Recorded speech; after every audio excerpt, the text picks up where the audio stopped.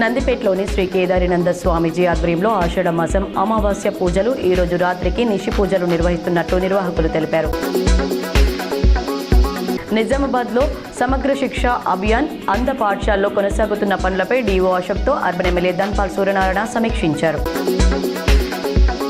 సుభాష్ నగర్ శ్రీ రామాలయం వికాస తరంగిణి ఆధ్వర్యంలో నందిపేట మండలంలో పలు గ్రామాల్లో శ్రీరామ హృదయం కలశ పూజలు నిర్వహించారు.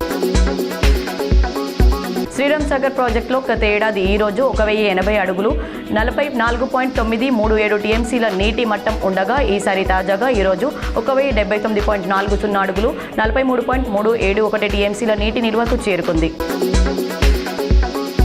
నిజాం సాగర్ ప్రాజెక్టుకి స్వల్పంగా ఇన్ఫ్లో వచ్చి చేరుతున్నాయి. దీంతో ప్రాజెక్టులో ప్రస్తుత నీటి మట్టం 14,706 అడుగులు 12.122 టీఎంసీల నీటి నిల్వకు చేరుకుంది. రాష్ట్ర వ్యాప్తంగా వేలాది ఎకరాల భూములను గతంలో నిషేధిత జాబితాలో చేర్చారు. దీంతో వాటి క్రయ విక్రయాలు నిలిచిపోయి ప్రజలు అనేక ఇబ్బందులు పడుతున్నారు.